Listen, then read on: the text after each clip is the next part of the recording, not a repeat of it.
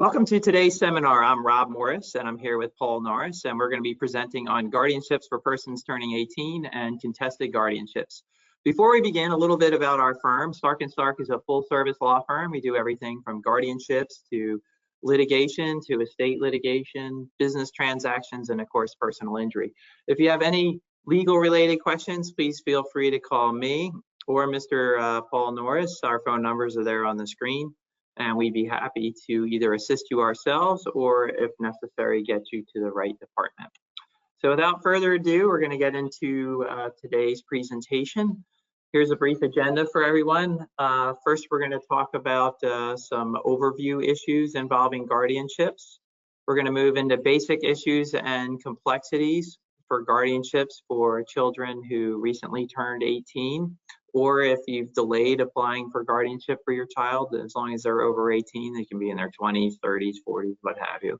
We're also going to talk about adult contested guardianships. Those generally relate to older individuals, but sometimes children as well, depending on the circumstances. We're going to discuss some concerns and options for petitioners. We understand the legal term right there, just so you understand. A petitioner is the individual who's filing for guardianship. And then we're also going to talk about concerns and options for respondents. And again, another legal term right there. Respondents are the individuals who are going to be answering the guardianship, whether you're the AIP, the alleged incapacitated person, or another family member who's been named as an interested party. So we're going to be covering quite a variety of issues from a number of different perspectives here today. Okay, so let's talk a little bit about some of the procedures that are basic to every guardianship. You'll see these in particular for guardianships for individuals who've just turned 18, but they also are going to apply to adult guardianships as well and contested guardianships. So the first thing is the jurisdiction. So all these matters are going to be heard in the probate part. The county surrogate is going to act as the receiving agency for all the pleadings, and they're going to be referred up to the Superior Court probate part in the county where the alleged incapacitated person lives. In order to start any type of guardianship, you have to, at minimum, file a verified complaint, which spells out the particulars of the action, name, address of the alleged incapacitated person, as well as all their family members, and the reasons why you're filing for guardianship. There's going to be an order to show cause. It's a summary action, which essentially means that if it's not contested, the court is just going to hear it based on the papers and have a final hearing in which the alleged incapacitated person can appear. In addition to the verified complaint and the order to show cause, there are also a series of model forms that are required for guardianships, and we're going to run through what those forms are and the purpose of each one. So some of these additional pleadings would, as a base level, include a certification of assets and a criminal history. So when you're filing for guardianship, you have to certify what assets the alleged incapacitated person has. For many people that are just 18, that may be zero. So you just have to specify for the court that this younger individual doesn't have any assets. For some older individuals, particularly on the contested guardianships, they may have a fairly extensive variety of assets. It may be bank accounts, it may be investment accounts, it may be real estate. That's all going to have to be spelled out on the certification of assets, which is included with the pleadings. For many applicants, you're going to also have to provide a criminal history. So hopefully you don't have any hiccups in your background. If you do, depending on the circumstances, that may not be the end of the story, but it's important to note that you're going to have to provide this information for the court. Importantly, you're also going to have to provide affidavits or certifications of 2 physicians. Okay. Typically, if it's not contested, one of these physicians is a pediatrician of a younger individual, or it can be a treating doctor. As long as they're an MD, that's fine. You can either get 2 MDs or you can get 1 MD and a licensed psychologist. All right. You definitely need these. The only exception to the affidavits requirement is if the AIP, the alleged incapacitated person, won't cooperate, and that happens from time to time.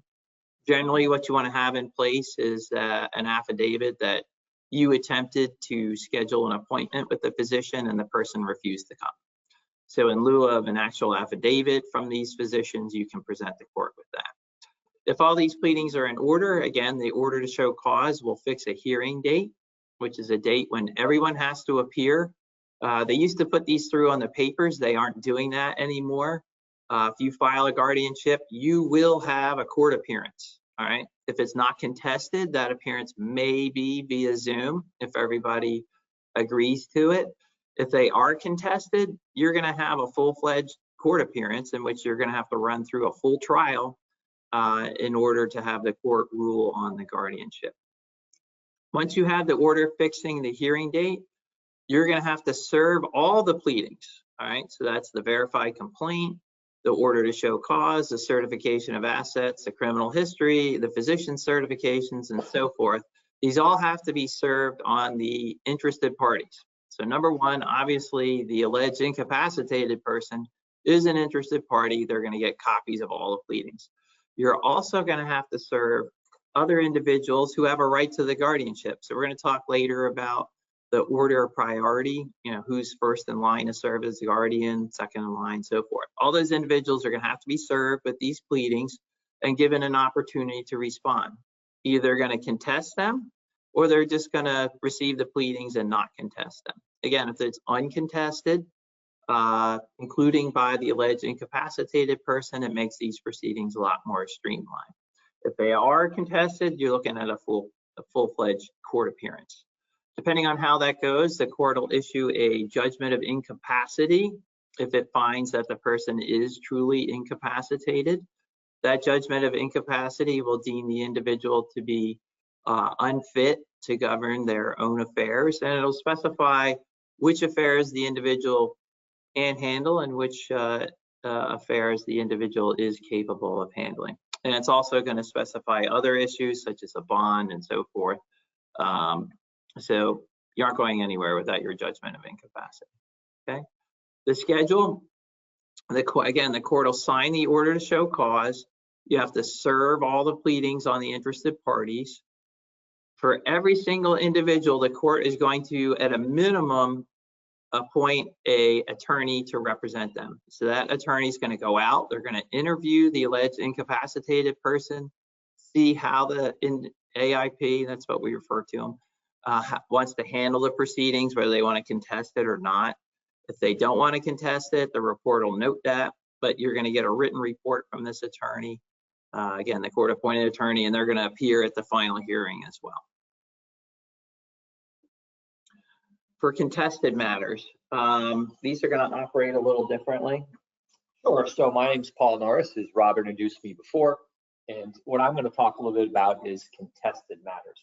And I believe Rob outlined in general what the process would be if the matter's not contested, and that is the court, in other words, tries to resolve it in a summary fashion without too much time passing so that the matter can move forward. However, if it comes to the point where it's a contested matter, and typically it would be contested by somebody who has a right to serve as a potential guardian. So they have to have a standing in order to contest it. It can't just be somebody off the street who met the alleged incapacitated person. For one instance, typically it would be a family member, it could be a spouse, it could be a long-term cohabitant, and that's really the categories that you see. You know, it'd be a mother, a father, a spouse, brother, sister, or a long-term companion. But when you have a contested matter, the guardianship is not going to proceed perhaps in a really quick summary fashion. It may not be resolved at the first court date, because what the court has the right to do if it's a contested matter is to extend it and request what they call a full plenary hearing. And prior to that plenary hearing, what the court would do is it would set forth a schedule. And the schedule would clearly outline the discovery that's going to take place prior to the court having a hearing on the merits. And some of that discovery may include written discovery, and that would be what we call interrogatories, which would be a series of questions that both sides may ask each other. And some of it may center on whether or not the individual is incapacitated, or the dispute may center on who is the proper guardian. So in other words, you might have, it could be a divorced couple, the parents are divorced, and there's an application for guardianship for, let's say, a son who's incapacitated, and the parents may disagree who would serve as the better guardian. So there could be a discovery related to who is more fit to serve as a better guardian, and you can think of a multitude of factors that may come into that. And then once again, the issue could be whether or not the individual is incapacitated. Getting back to the written discovery, that is questions each side would serve upon the other, where they try to, in other words, poke holes in the other side's theory as to whether or not they would be the better guardian or whether or not the individual is incapacitated. Then there would be depositions. Depositions are examinations taken under oath, and those where somebody meets with an attorney for a court reporter, questions are asked, once again, to poke holes in the other side's fitness, whether to serve as guardian, or once again, whether the issue of capacity. Once the discovery is completed, and that would be pursuant to a schedule by the court, the sides may choose to, file a motion, and the motion may be for judgment based upon, what they've discovered in discovery. Typically, however, though, once discovery is completed, these matters will proceed to a final hearing. And when there's going to be a final hearing, once again, the issue could be as simple as the sides don't agree that the individual is incapacitated, or the sides simply don't agree who should serve as the guardian for the alleged incapacitated person. Now, during a contested matter, there are some issues that may come to light, and that would be the court may appoint an independent guardian ad litem. And what the purpose of an independent guardian ad litem, if appointed by the court, is really to step in and basically serve as the voice for what they call the alleged incapacitated person, and to render a report to the court as to what do they feel is in the best interests of the AIP after interviewing perhaps both potential guardians, interviewing the AIP themselves, and then rendering opinion as to what may be in the best interest of the AIP. Now, possible third-party contests, these are once again, if there is a dispute as to who would best serve as the guardian, and you could have, theoretically, you might have several brothers and sisters who all want to be the guardian. So theoretically, you could have more than one person seeking to become the guardian for the AIP, and at that point, you could have multiple parties. Another possible third-party contestant is if this individual was perhaps housed in a medical facility or a long-term care facility. They're a potential third party, and they have an interest in the ultimate outcome of the proceedings. So the personal counsel for the AIP versus court-appointed counsel is a little bit different. The court-appointed counsel is independent. If they're going to get fees, typically they're awarded fees at the end of the matter. Some of them do it on a pro bono basis. Personal counsel for the AIP is somebody that's retained typically by a potential guardian or by the AIP themselves, although that's typically a little bit unusual. And they serve a different role. The court-appointed counsel is going to, in essence, render a report to a court, similar to what a guardian ad litem would do, kind of as to what they believe should take place in the legal proceedings and what's in the best interest. The personal counsel for the AIP will take a slightly different tack and is not really within the court's control, such as the court-appointed counsel where a report is given.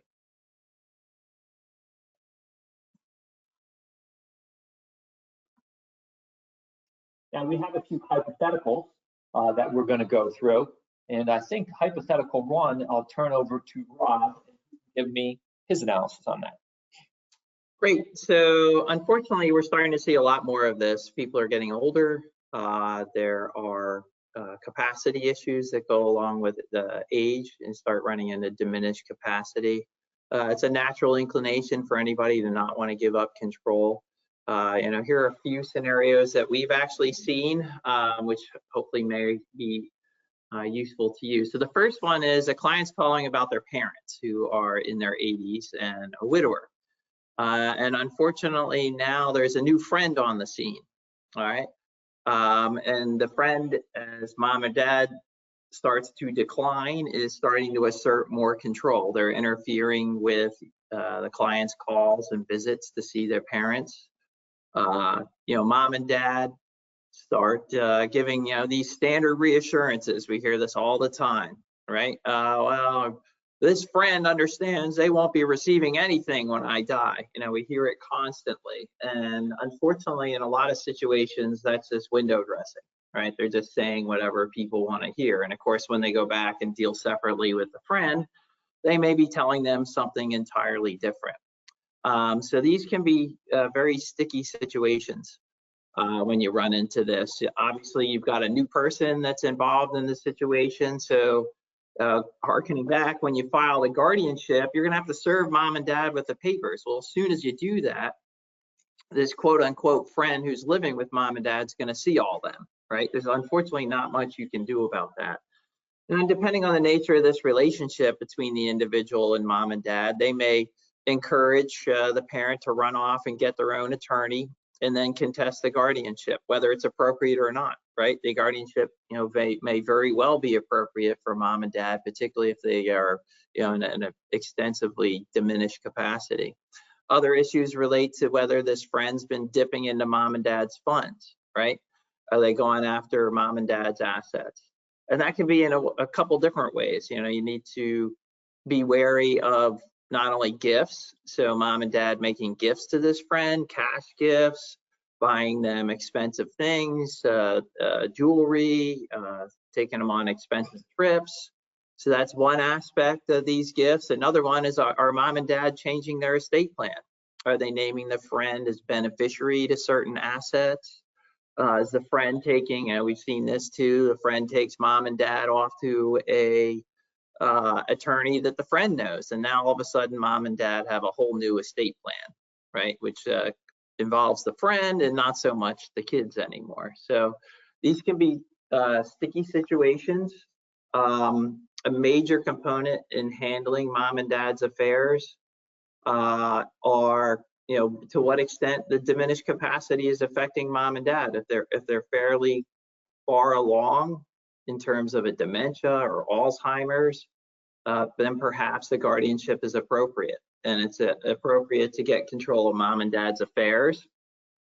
Not only A, to protect mom and dad, but B, to make sure that mom and dad's assets are available if mom and dad need to go into a nursing home. Again, if we're giving all our assets away to this friend, then that's going to impact mom and dad's ability to A, use the assets for their own care, and B, if they need to, qualify for Medicaid, because all these lifetime transfers are going to disqualify likely mom and dad from receiving Medicaid benefits. So that's an important hypothetical. If you or anybody in your family is experiencing something like this, I recommend that you call an attorney as soon as possible. So do you have any comments on that? No, and I think, that kind of dovetails into hypothetical too, which, everybody's listened to the news and you hear the story of the elderly woman who's given away or the entirety of her savings, whether it's to, the quote unquote Nigerian prince, the fake email, or it's to some other scam service and they've lost everything that they've had. So hypothetical number 2 talks about that, where you might make observations that your mom or dad is suffering from capacity issues that seem to be getting worse, and then all of a sudden they're responding to these unsolicited emails, texts, calls, and we've all seen them. We get them in our junk mail. They call us on our phone. Your car warranty is expiring, and we could go on as to the amount of scams that are out there that seek, unfortunately, to prey on people exactly in this position. So what would a guardianship do for you? Well, a guardianship would allow you to, in other words, take over the finances, if issued by the court, of the alleged incapacitated person, and to make sure that this doesn't happen. So in other words, the guardianship may give you control over the bank accounts, so that your mother or father, who's now incapacitated, can't go on the Home Shopping Network and spend $30,000. They can't transfer their savings overseas to somebody who says that they just need $1,000 and they'll pay them back $10,000. It allows you to step into their shoes, place restrictions on transfers out of bank accounts, out of retirement accounts, or any other vehicle to protect mom or dad from this taking place. And it also would allow you, as we talk about hypothetical number 1, to prevent the the shark who comes into your mom or dad's life from reaching these assets, because if you already have this in place, then now they're actually less of a target, because now the shark sees there's nothing that they can get. The guardianship is in place, and they're not going to be able to raid the bank account, raid the assets. And this, unfortunately, like I said, is something that we see. There's absolutely no shortage of people who want to take the last dollar out of a nice old woman's bank account to enrich themselves. So if you're in a situation where you're concerned, there's all of a sudden there's purchases that are being made through home shopping network, there's transfers that are out, your mom or dad is responding to these emails, and there's really concerns that they're just not getting it. Obviously, some people might be gullible, but they're point where if it becomes so clear that despite any explanations, that mom or dad doesn't get it, and they're starting to send assets, that perhaps a guardianship is an appropriate vehicle really to stop that from taking place. And we see it all the time. And even Rob has a situation where after he was appointed guardian, that an individual went to a car dealership and was going to purchase a car, and it was a crazy deal. And Rob was able to step in and stop that from happening once the dealership realized that there was an order where she was incapacitated, he was the guardian. So it also allows you perhaps to reverse transactions that shouldn't have taken place. So that's what that hypothetical too relates to. We can't stress enough how important it is to see an attorney, because your other option is to engage in self-help, right? And self-help usually takes one of a couple different forms, but a big one is to go in and take mom and dad's money and transfer it out of their name and put it into either a child or somebody else. And there's a major issue with that. So if we have going to hypothetical one here, if we have the friend who's involved, what are they going to allege, right? That you just stole mom and dad's money, right? That's what they're going to say. And now all of a sudden, now you've got a major problem, because the guardianship probably is appropriate and you probably couldn't have got it. But now you've got somebody who's alleging that you stole mom and dad's money. So that's going to impact, your ability to serve as guardian. The court's going to kind of look at that in an adverse way to you. And B, it also opens up, mom and dad could go to the police and file a charge against you, right? You stole my money. I didn't permit you to move it into your name. And now you've got major problems to deal with. So it's really important that you go about and do this in a way that's proper. And guardianship's likely going to be your avenue for doing this for the reasons that Paul just set forth. If it's a real emergency, the last bullet point on the slide, you could ask for a temporary guardian to get involved, and they're going to come in and they're going to assess mom and dad's assets and their situation while the guardianship is pending. So if there are emergencies, there are options for handling this with the court. Okay, so let's move on. So in some of the friendlier scenarios, we just talked about some of the more adverse ones. In friendlier scenarios where you really can get mom and dad's agreement, even though they are declining, you might be able to engage in some type of transfer and gifting. So that can take the form, bullet point number 2 here, in outright gifting. So mom and dad are just gifting assets to the kids. A second way is you can set up an irrevocable trust. Whether they are outright or in trust, there's an $18,000 gift exclusion this year the IRS has in place. And again, this year, if you go over the $18,000, as long as you stay under $13.6 million per person in lifetime gifts, you can use the gift tax exemption and not pay a gift tax or estate tax when the individual dies. So there are some outright gifting options if you believe you could get mom and dad's compliance to these types of transfers. The only thing you have to keep in mind, I put it up here on the top of this slide, is the 5-year plan.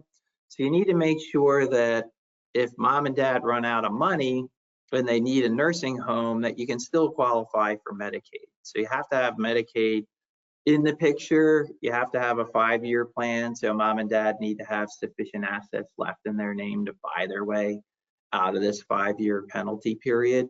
So that's an important aspect of it. And really all we're trying to do is emphasize that this type of gifting and planning needs to be done thoughtfully. It shouldn't be done willy-nilly.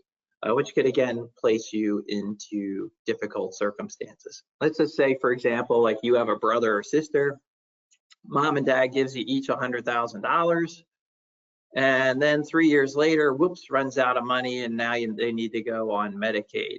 So you have your 100 and you pay it back to mom and dad, problem solved. The issue is your brother or sister went out and spent it, so they can't give the $100,000 back.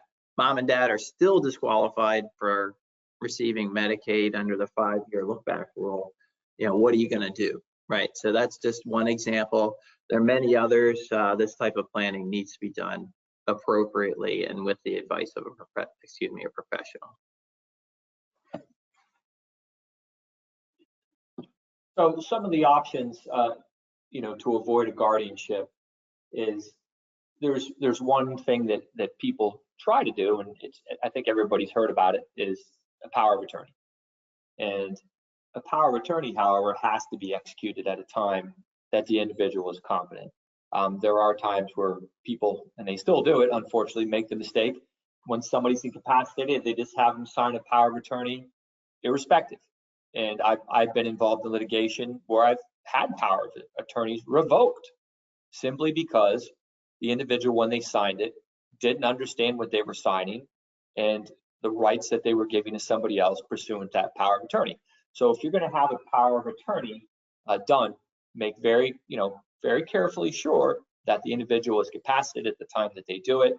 And a lot of times, if there's any question, in other words, if you have a brother or sister or somebody else who may seek to challenge that power of attorney, not a bad idea is to have the alleged incapacitated person, who they might claim might be incapacitated later, go to their treating physician and have the treating physician do a report that simply says, I met with him on this day, I viewed his capacity, and he was competent, and that then right after that time is a good time that you could then have the power of attorney executed.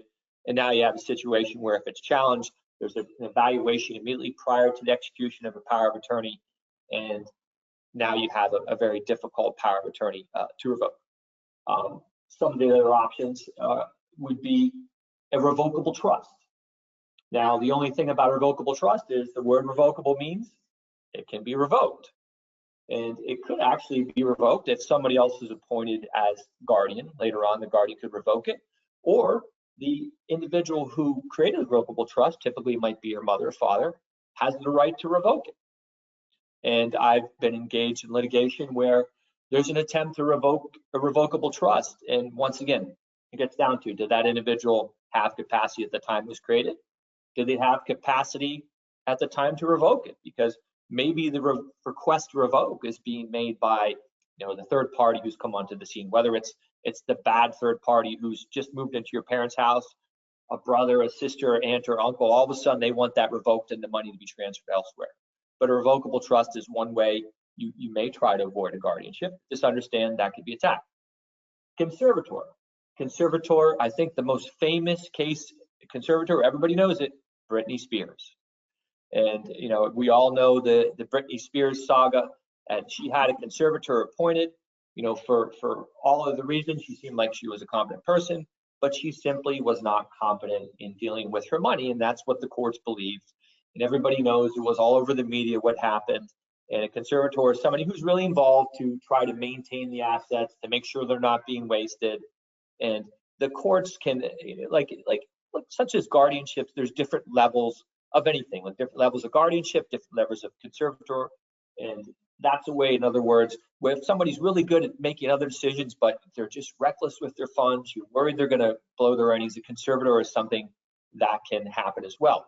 Now, once again, if somebody's appointed a guardian subsequently, a lot of times that will trump the conservatorship, or the conservatorship may be amended as a result of that. But typically, once somebody's in as a guardian, that person is going to step into the shoes. And it can be terminated by the conservatee. Once again, Britney Spears, she fought like hell. She went to court. It was terminated. We all hope she doesn't run out of money, but that is a way to do it. And obviously, when there's if there's a guardianship that takes place, typically that will revoke any power of attorney and revoke a conservatorship, and then that guardianship, which is kind of the latest in time from the court. In other words, whatever the court does latest in time, will dictate what happens to what occurred previous in time. So the court's most recent order oftentimes will reflect, one done appropriately will indicate whether the previous things that were in place would be revoked, and you would ask the court very carefully to put forward in the order so that there's no question. The irrevocable trust. And unfortunately, I've been in litigation involving this. An irrevocable trust means what it is. Once you create it, you can't revoke it. And the concern is that you're in essence giving away that money forever. And if there comes a time when the individual might need it later on in their life, to reverse an irrevocable trust is a very difficult thing to do. But if you have somebody, if Bill Gates were to enter an irrevocable trust and put a few billion in there, he's going to be just fine, and we don't have to worry about it. But it is another way to avoid a guardianship. Just be very well aware that it could result in, it's a loss of control of the funds, and if a need is in the future for those funds, you now could have a court battle, as I was engaged in, to try to revoke the irrevocable trust to help the individual who created the trust. It was their funds. And just to add to what Paul said, in case you didn't pick it up, so options 1 and 2 on the slide, the power of attorney and the revocable trust, they can be revoked. So if the person you're concerned about has this friend in their life, they may not be the best options. Conservatorship, now again, we put on there, it can be terminated, but these are court actions, so they're a lot harder to terminate. It would have to go in front of the court, and the court's going to want to know why, and then that would open up the ability for people to oppose it. So the more extreme would be the conservatorship and the guardianship, which are harder to revoke, and of course the irrevocable trust, which you can't revoke. All right, so next slide here, there are some options if there is a contested guardianship, some issues involved. Sure, and once again, I primarily, in the litigator, Rob is more of the behind the scenes guy who we get involved in a lot of matters together. And I would be the litigation counsel who would be involved when it looks like it's going to come to fisticuffs, for lack of a better expression. And as I indicated before, there can be several questions, and we have it outlined, capacity questions. Is the AIP, the alleged incapacitated person, actually incapacitated? The other question, who's best suited to serve as guardian? And you could have, it could be a contest between parents, it could be a contest between parents and siblings. I mean, you could have multiple interested parties as to who should best serve as guardian. And then you could have the suit could be both as capacity and the choice of guardian. So when we talk about the contested hearings, that's what I discussed before, where there may be the exchange of discovery, whether it's written discovery, whether it's depositions. And in capacity contest, there may be, multiple medical examinations. The medical examinations that are filed when you seek a guardianship, if it's the capacity is contested, the counsel who's appointed for the incapacitated person may likely ask the court to have his own independent examination. And then you have maybe another individual who doesn't believe they're incapacitated, and other parents would say, hey, I don't believe they're incapacitated. I would like to have a medical examination.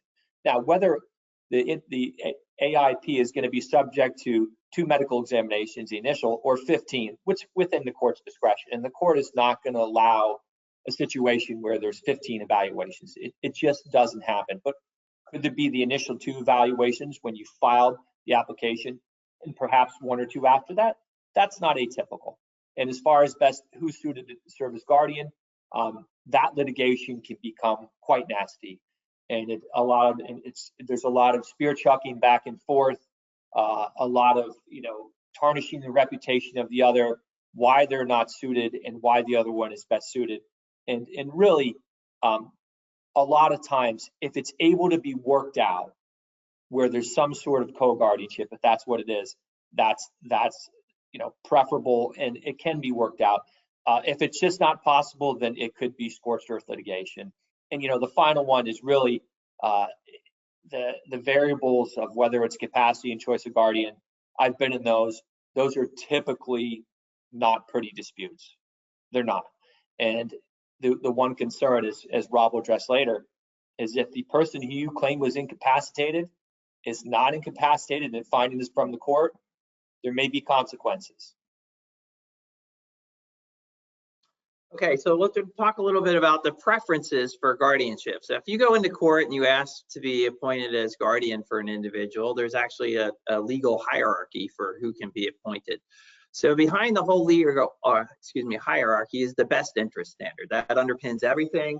Essentially what that does is it allows the court to evaluate each and every person who's asking to be appointed as guardian and evaluate whether that person's appropriate.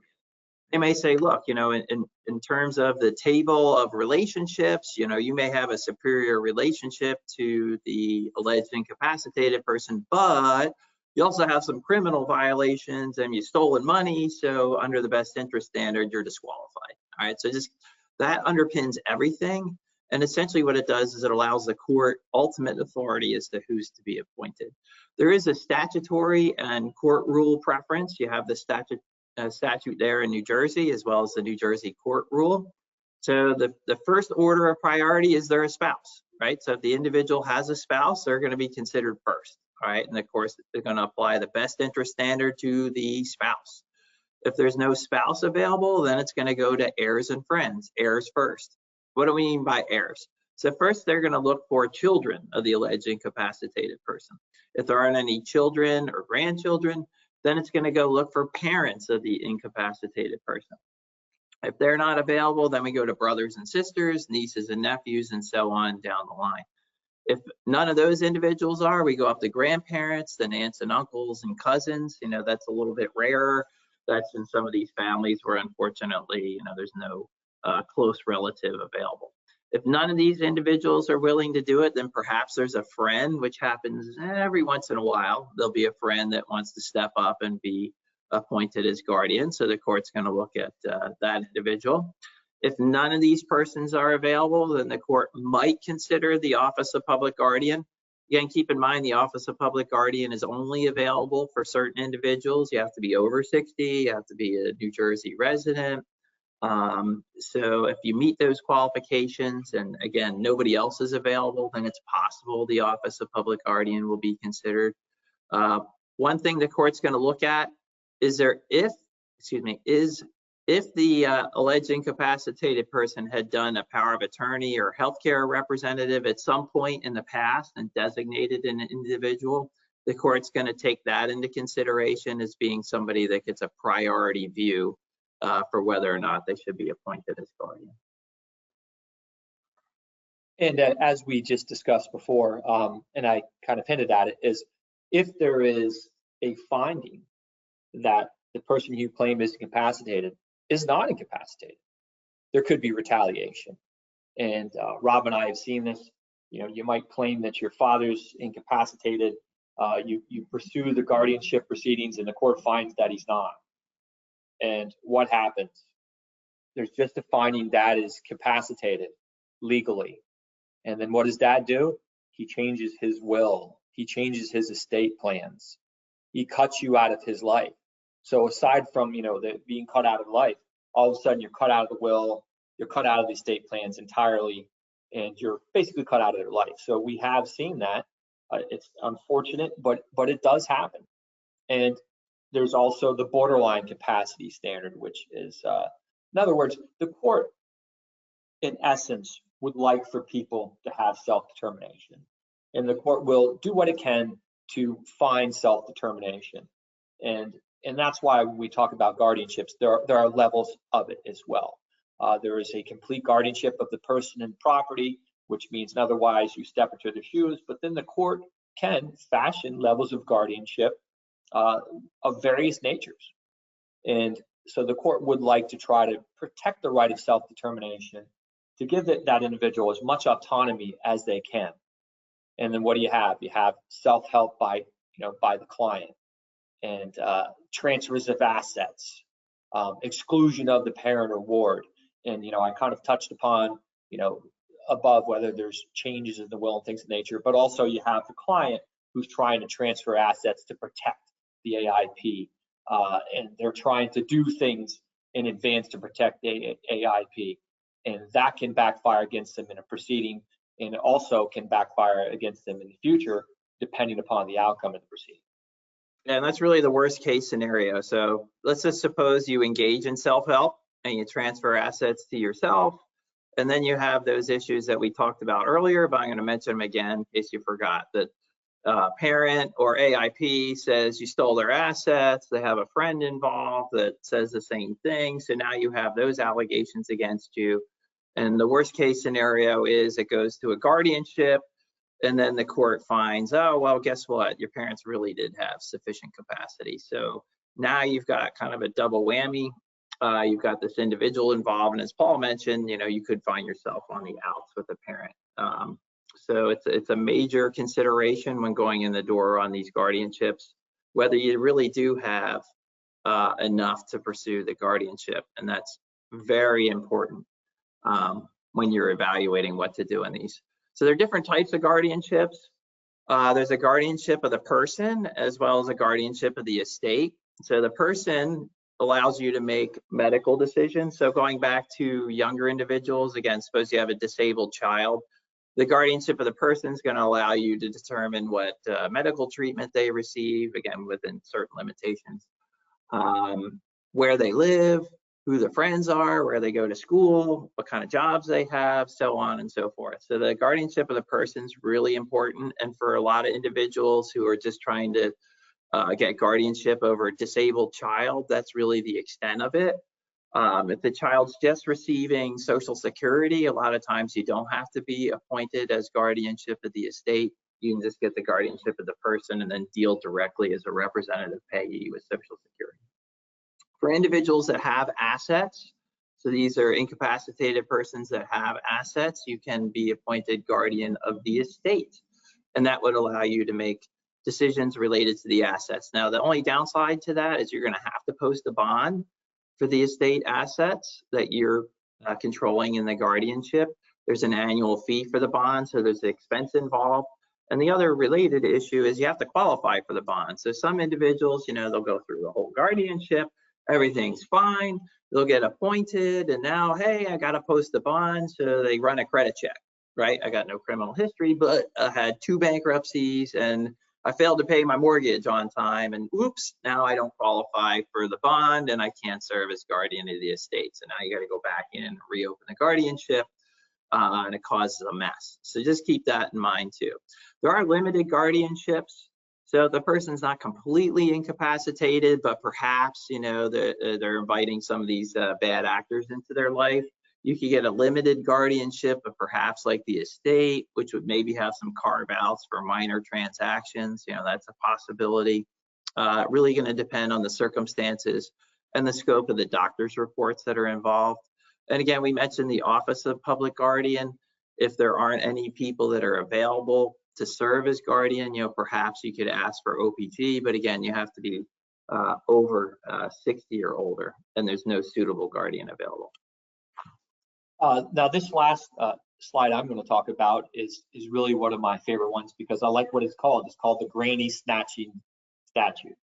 And I've been involved in proceedings where we'll call the person was an heiress of kind of a very wealthy family. And what might happen is you might have a dispute. In my instance, it was among family members. It was among children. And the heiress may have houses in several states, as people of assets do, or it could be somebody who's not even an heiress. It could be just somebody who has a few $100,000 in the bank account. And what happens is this statute, which has been adopted almost nationwide, I think at the last point there was maybe 1 or 2 holdout states, whether they're in or not, I haven't checked lately. But what it's designed to do is to prevent what they call granny snatching, which means, if I have a rich parent and they've never resided in Pennsylvania, and I bring them over to Pennsylvania, and I'm going to start a guardianship proceeding right now in Pennsylvania. So in other words, I can become the guardian and have the keys to the castle and have access to their assets. This act says, wait a minute. There's 2 ways that you can have jurisdiction in a guardianship proceeding. One is the person's home state, and that home state would be typically where their residence is. And the other one would be a significant connection state. And so when you have somebody, let's say, the heiress I had houses all over, but she did have a residence, which we would call was her home state in New Jersey. But she also had houses in several states around the country. And the question is it a significant connection state? And that's defined by statute as to what a significant connection state is. It's shades of gray as in litigation, but what this act is designed to do is to prefer the home state, which is their residence, for a guardianship proceeding. However, says that the other state, the significant connection state, which would be perhaps where there's another residence, could have jurisdiction. And it sets forth criteria as to when the significant connection state could have jurisdiction over the home state, and it sets forth timing. In other words, what the court wants to prevent is, I just moved, grandma from New Jersey to Pennsylvania, and I'm now saying Pennsylvania is her home state because she resides here now.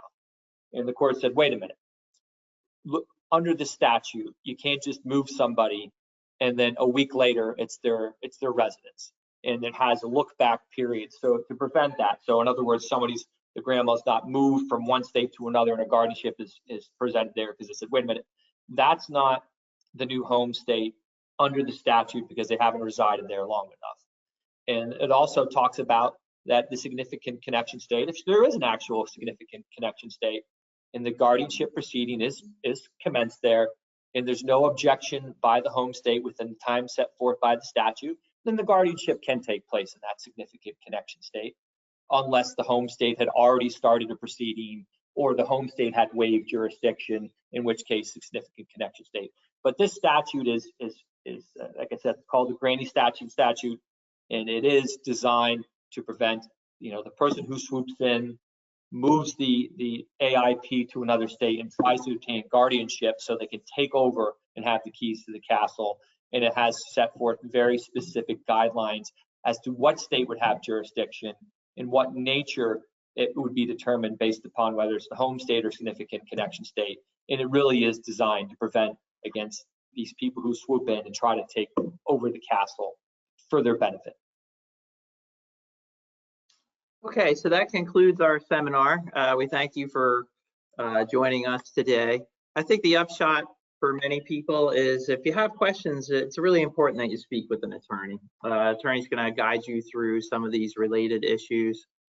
Self-help, some other factors can really put you behind the 8 ball on these hearings, and frankly result in some actual detrimental claims directly against you. We talked about a few: stealing assets, some others are for attorney's fees and so forth. So it's highly recommended you speak with an attorney.